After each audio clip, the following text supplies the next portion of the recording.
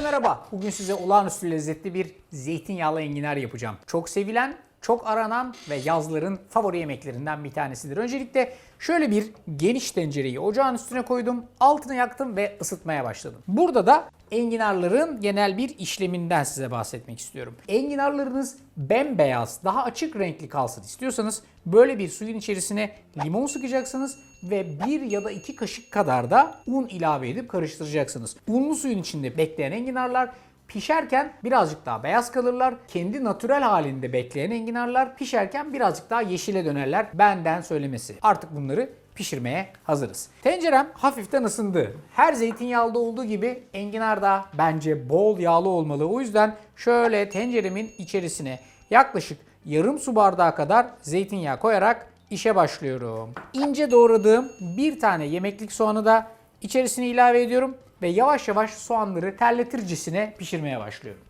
Soğanları sabırla orta bir ateşte hafif terletircesine pişiriyorsunuz. İyi zeytinyağlı yapmak birazcık sabır işidir ve o sabra ihtiyacınız var. Şimdi soğanlar hafiften kendi kendilerinin suyunu bırakmaya başladığı an itibariyle enginarları direkt olarak tencerenin içerisine transfer ediyorum. Ben gördüğünüz gibi önce şöyle kenarlara, sonra da ortadaki boşluğa bir tane koyarak toplam 6 tane enginarı tencerenin içerisine transfer ettim. Sonra üstüne şu şekilde birazcık tuz ve rengini hafif korumaya devam etsin diye ben beyaz biber koyuyorum ama karabiber de koyabilirsiniz. İşlemimiz tamam. Şimdi enginarların cinsine göre birazcık pişme dereceleri ve süreleri farklılık gösterebilir. Ama genellikle 15 ile 25 dakika arasında bir pişme seansına ihtiyacı var bu enginarların. Üzerine şöyle 1 bardak kadar su koyuyorum ve önden enginarlarımı güzelce burada pişmeye bırakıyorum.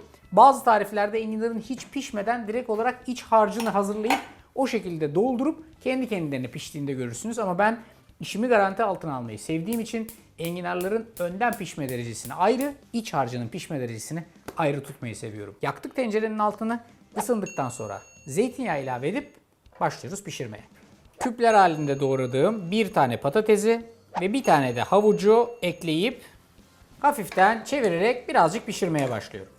Patates ve havucu şöyle 1 dakika kadar yağda çevirdikten hemen sonra 1 su bardağı kadar donmuş bezelyeyi de bunun içerisine ekliyorum. Böyle tariflerde donuk bezelye kullanmaktan hiç korkmayın.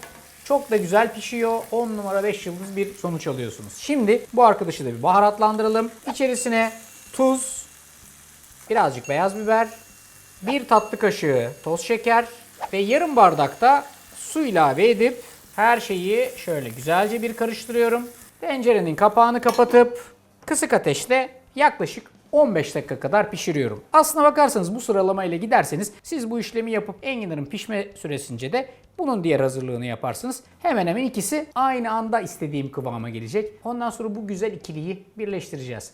Enginar yapmak aslına bakarsanız bu kadar basit. Zor olan ne biliyor musunuz? Soğumasını beklemek. İşte o çok sıkıntılı.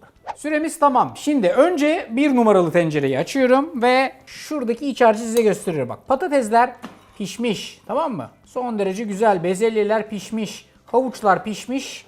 10 numara 5 yıldız. Şimdi buradakini açıyorum. Vallahi buradakiler de pişmiş. Hatta şöyle söyleyeyim size. Bir çatal alın.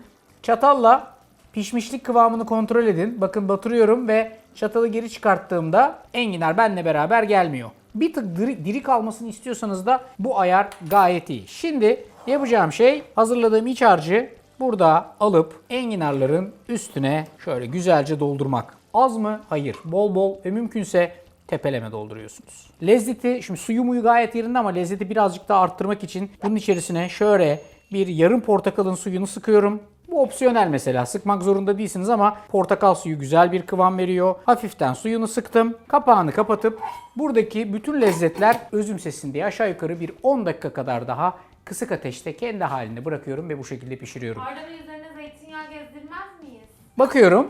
Aslına bakarsanız zeytinyağının kıvamı güzel ama sizin güzel hatırınız için şöyle bir hafiften bir çiğden zeytinyağı gezdireyim. Sizi kırmamış olayım. Dediğim gibi 10 dakika pişecek ve sonra aynı tenceresinde soğuyacak. O zaman o zeytinyağı böyle bir hafif yoğunlaşıyor, bir gövdeleniyor ve olağanüstü lezzetli bir tarif oluyor. Biraz bekleyeceğiz, sonra da soğutacağız. Soğuturken dereotu 10 numara olur. Efendim, Soğutacaksınız bunu. Soğuttuktan sonra da şöyle güzelce tadına bakacaksınız. Bak, bak, bak. Enginar sevilmez mi ya?